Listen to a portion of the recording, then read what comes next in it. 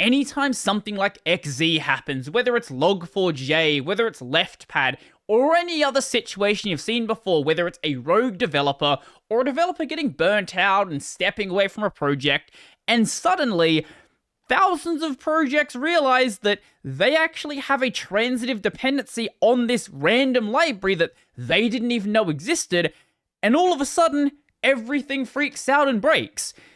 Whenever this happens, there's always talk about how to fix this problem and how to fix the software supply chain. Typically, it boils down to throw money at the problem and throw people at the problem, and I'm not saying don't do this. This is absolutely going to alleviate a lot of stress off these maintainers and might take a project that is just barely hanging on as a hobby project and give someone the opportunity to work on something they love as an actual career.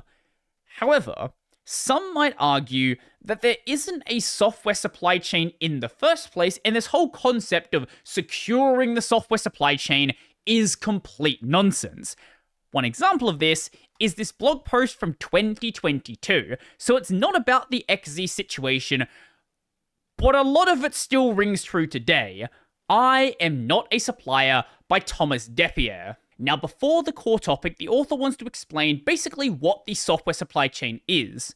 In the past couple of decades, we have seen a rise of free and open source software, foss. In particular, this has enabled a massive growth of the reuse of pieces of code packaged as libraries.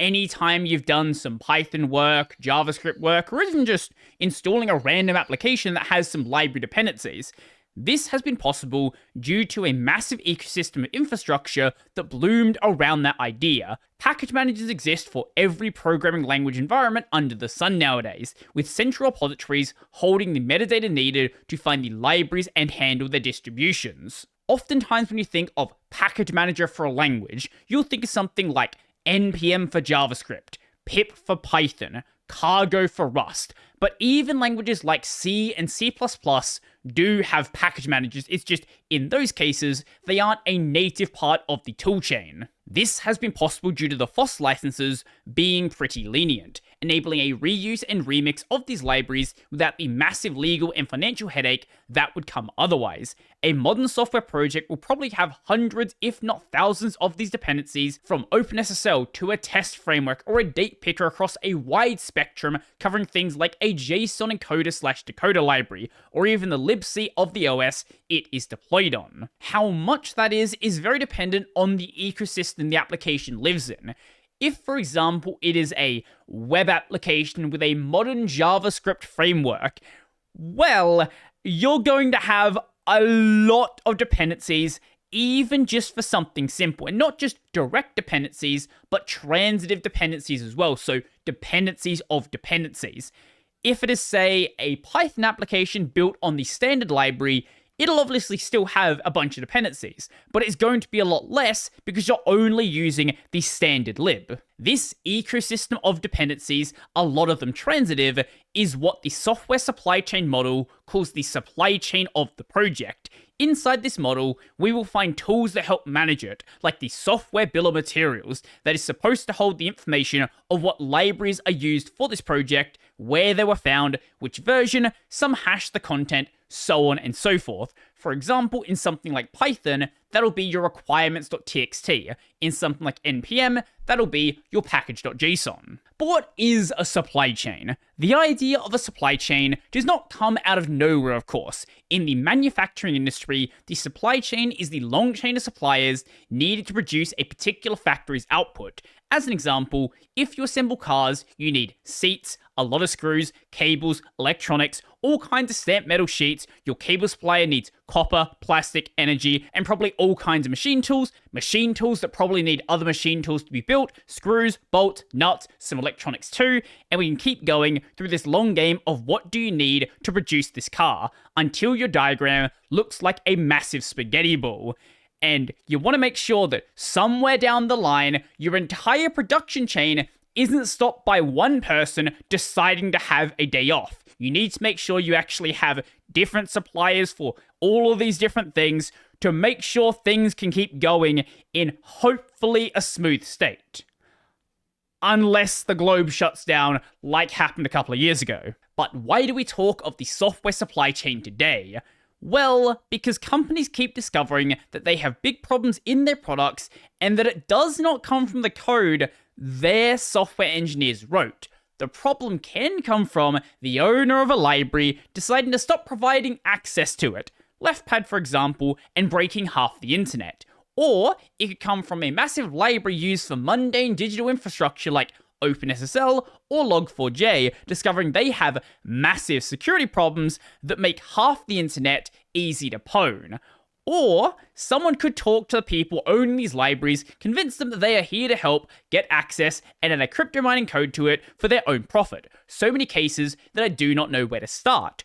Or it could be a recent example where probably a state actor infiltrated a little compression library that was used in a bunch of projects but nobody really knew about and nobody really maintained except one person. They can then act as a really positive maintainer, get the attention of the developer, and eventually become the co-maintainer themselves, and once the developer steps away, basically the only person running the project, and then over time slowly integrate malware until it finally gets deployed completely under everyone's noses. And then everyone in these companies discover that their product is open to spooky action at a distance from code that they did not know about. So the concept of software supply chain comes in to define all the things that need to be done by the people in the supply chain, the owners of these libraries, in order to be good citizens that do not break companies using the code downstream. These rules govern things like how we test the code, how we protect access to it, how we release versions, how we validate its safety, how we organize work on the code, how we protect our personal accounts that control the code, etc. And that's great if everybody in the open source space was getting paid and wasn't just doing this because they were having fun. The problem is we don't live in this perfect world where everybody gets to do the thing that they want to do. We live in reality where most of the people working on this code are volunteers and are often overworked volunteers. Now, I will get back to this, but the author also released a new blog post as well, and it has some interesting numbers in it. I stumbled upon Synopsys 2024 Open Source Security and Risk Analysis Report. In the middle of this report, there is an amazing statistic. 77% of all code in the total codebase originated from open source. While this provides me with the solid support that nearly all the software out there is made on top of open source dependencies with a bit of glue code and a top layer of commercial code on top, it was still not answering my hunch. But then the 2023 Tidelift State of the Open Source Maintainer Report gave me the evidence I lacked. 60% of maintainers describe themselves as unpaid hobbyists, while only 13% describe themselves as professional maintainers earning most or all of their income from maintaining projects. 23% of maintainers describe themselves as semi-professionals earning some of their income from maintaining projects. If we combine these two sets of data, we obtain a fascinating result. 46% of all the code out there in every app is maintained by hobbyists. 13.8% is maintained by I sometimes get a bit of pocket money for my code, and 40% of all code out there is maintained by an industry paid person. So nearly 60% of all code being actively shipped in an app or product in the wild is hobbyist maintained open source. And that probably undercounts all the build systems and compilers that support this. Back to the first post, there is a small problem here. We are not suppliers. All the people writing and maintaining these projects, we are not suppliers. We do not have a business relationship with all these organizations. We are volunteers writing code and putting it online under these licenses. And yes, we put it online for people to use, but we do not get anything from it. And when we do not get anything from it, you should not expect anything in return. Now, it's one thing to suggest something, and that's totally fine, but to demand it, that's another thing. Now, obviously, we do have big success stories in the foss world that started off by one person or a small group of people. Things like OBS, Krita, and of course, the Linux kernel itself. But most things are not like that. Let's look back at the XZ case again. This is one person running a project that they considered a hobby project, but on Arch Linux, there is 150 projects that depend on XZ. That's a really important hobby, but it's still just a hobby. Those projects cannot expect anything from XZ without providing some level of support themselves, whether that's monetary support or, better yet, code support itself. But, if you don't have any experience working in a code base, the code you supply might not be great for the project anyway, and probably won't be accepted. That's not to say don't make code changes, but blindly making code changes likely are not going to be accepted by a project. Now, you've probably seen it before, but XKCD 2347 basically explains this entire system of software. All modern digital infrastructure is held up by a project by some random person in Nebraska who has been thanklessly maintaining it since 2003. This right here is XZ. And we know it. This is why in every single one of these licenses that govern the rules to reuse the work we put online in these libraries, you'll find this paragraph copied verbatim. You actually won't find this paragraph copied verbatim because this line is from the MIT license, but other licenses like GPL, like Apache, have their own version of this software is provided as is. It may be a bit of legalese, and yes, it shouts at you, but I can summarize it pretty easily. If you use this, I owe you nothing at all. We have no relationship. I put this up online on the condition that if you use it, all the risks are on you. What it means is that there is no supply chain here because there is no supplier.